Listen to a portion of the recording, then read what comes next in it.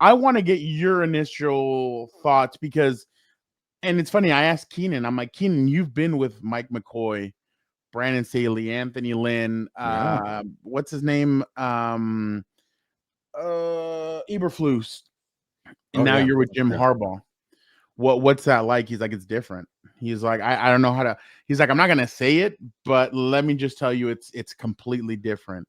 It seemed different on Sunday or on Friday. The Chargers opt to go 6 receivers and only 2 tight ends.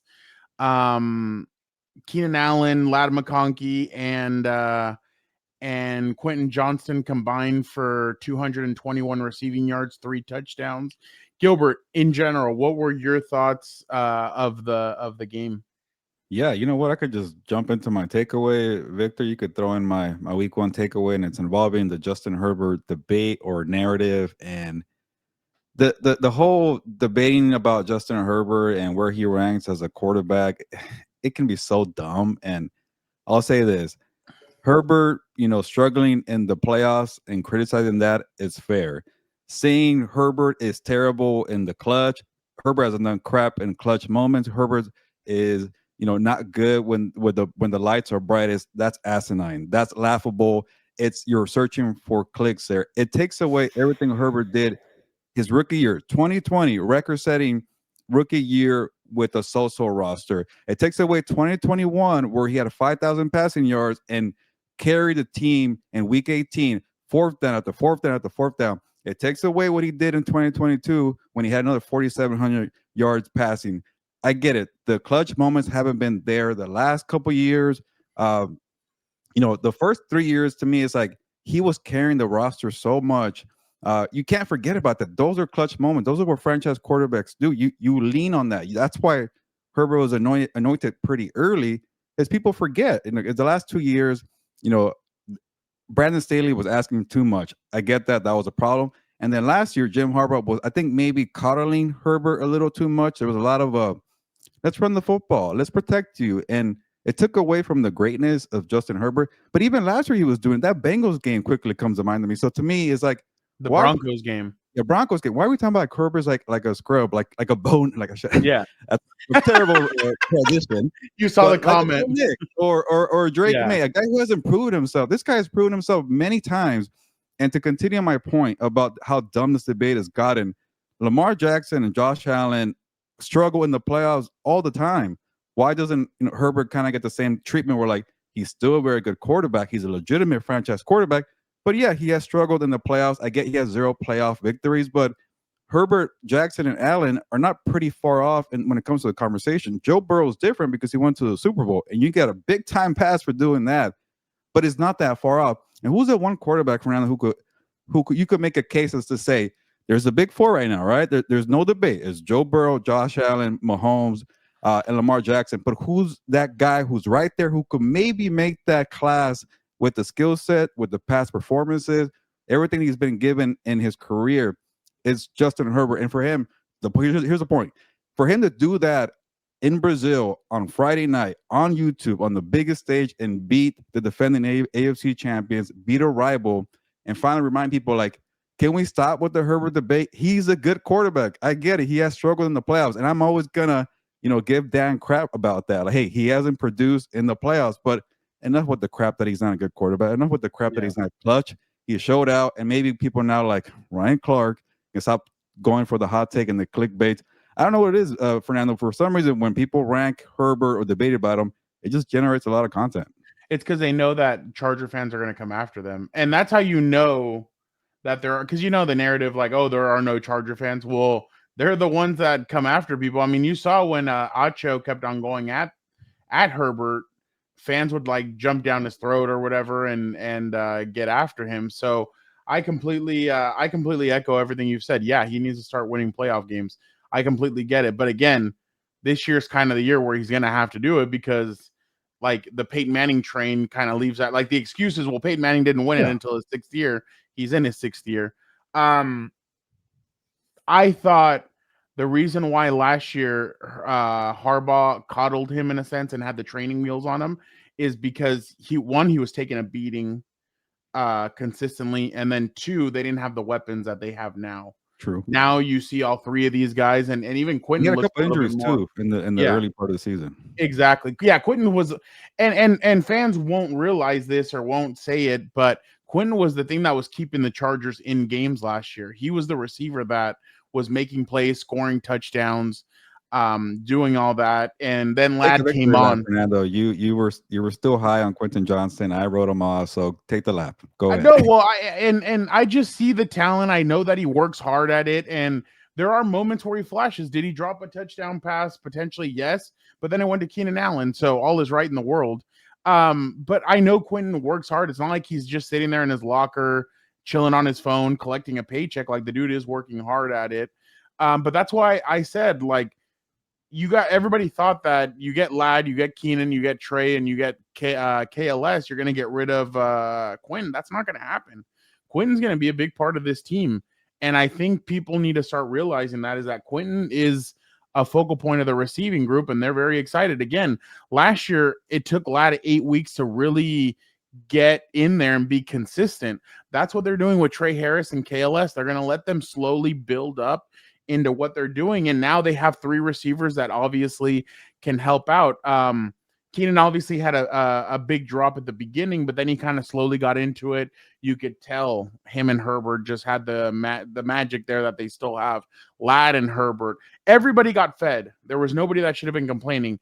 Omarion Hampton obviously struggled a little bit but he still showed hard runs. Again, that's one of the best defensive run stopping teams in the NFL.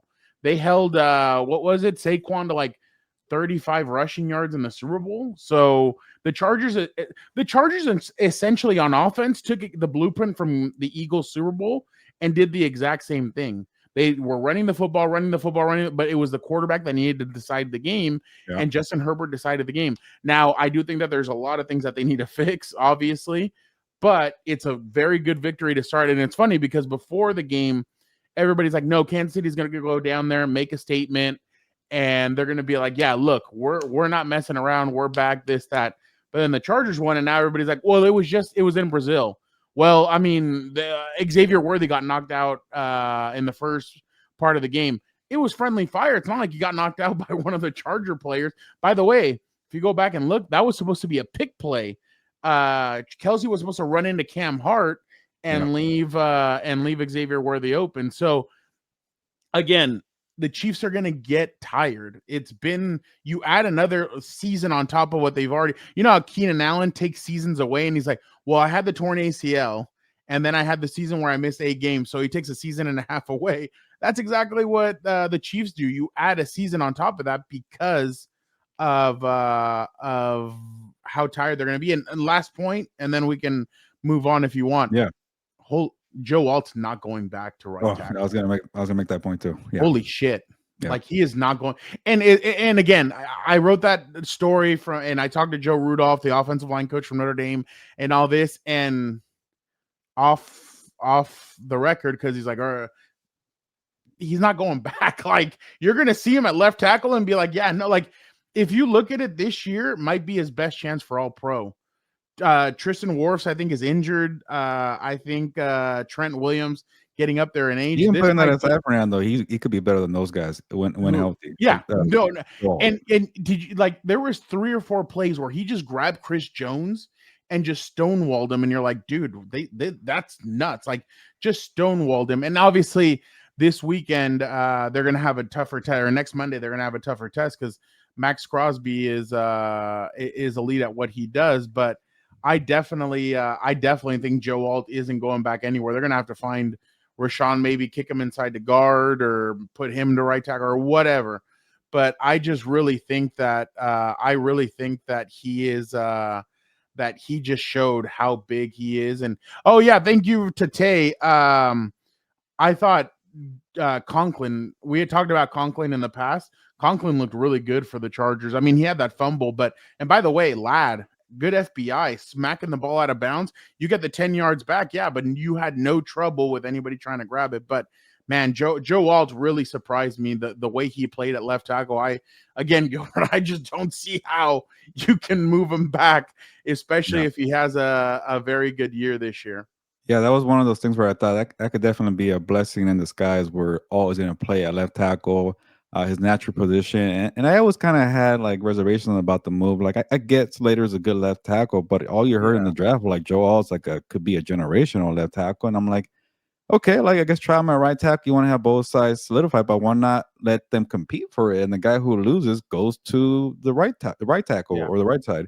And for some reason they always just kept Rashawn Slater there. I get it; he was a rookie last year, and you want to see what he does. But to me, this guy is flat out proven at left tackle, and it's also very valuable and impressive that he could play both sides like that on a pinch too. He was training all summer for right tackle. But anyways, the point is, yeah, uh, you were talking about. Go ahead. yeah. No, no, no, no. My bad. Go ahead. Sorry. I think you're talking about Worthy and the injuries, whatever occurred for the Yeah, Chiefs, like flat out, like that was an impressive win. I don't even care what transpired in terms of yeah, injury because Mahomes was also lighting it up. That was a toe-to-toe game between good quarterbacks. And like I hate watching some of these football games and clutch situation moments. Like, wow, Mike McDaniel, take a hike, man. You should have gone for that freaking fourth and one. And instead you give the ball back to the 49ers. That's why you lost. I hate loser stuff like that. Chargers, having the ball and killing the clock on the run from Herbert. That's how you win damn games. after That's how getting you sacked a yes, play earlier. kill the damn clock and control the game with the ball in your best player's hands. That's what happened with Justin Herbert. And this is my last point here. Yeah, I have one I'm more not too too. concerned about this, Fernando, and you laid it out perfectly. Why Harbaugh didn't go and lean more on Herbert last year because everything that played out, and you mentioned it again. I'm a little worried that maybe it's in Harbaugh's DNA to always lean in the running game Yeah. and maybe having that week one game, seeing what your guy could do. He's never had a quarterback this good in the No, NFL. I get he had Andrew Luck in college. That's a no, different but ballgame. well, yeah, So yeah. to me, get a little have that balance where like he's gonna carry a lot of the workload, but not too much where you have a good running game. So to me, everything was a great performance for the Chargers. So they passed with flying colors. And you could tell that they were really disgusted with what happened last year in the three games that I keep on mentioning them: the Ravens game, the Tampa Bay game, and the Houston game. I don't know if you read what Albert Breer wrote, but I guess he spoke on Saturday to Greg Roman, and Greg said that he went up to Eugene for a couple Yeah, I of saw that. like a week or something like that, and he sat down with Herbert and they went over what he wanted to see from the offense. That's going the extra mile. That's sitting down and asking Herbert, "Hey, what did you like? What didn't you like? What do you think we can do?" I really think something clicked in him. He has something different in him.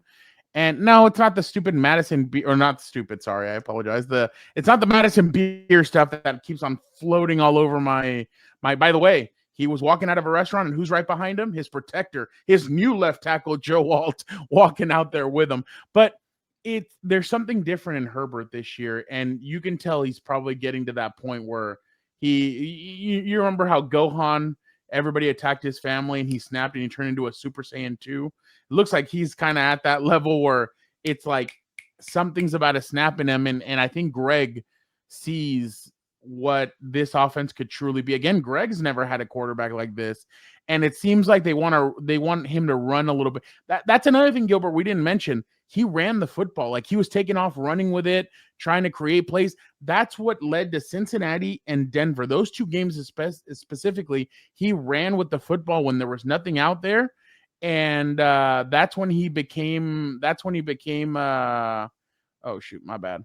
That's when he turned it on and was able to play well. So I really think that that they got something cooking there with him. And again, very tough test this next week, going and playing Pete Carroll. I know there's no names on that defense except for Max Crosby. I know people think that there's not that really much talent on that offense, but they're gonna grind. They're gonna work hard, and we all know when it comes to Pete Carroll, Sean Payton, Andy Reid, and Jim Harbaugh, those teams are gonna play up. No matter if they're only a 7, no matter if they're a 7, they're gonna perform like a 10. If you know what I mean.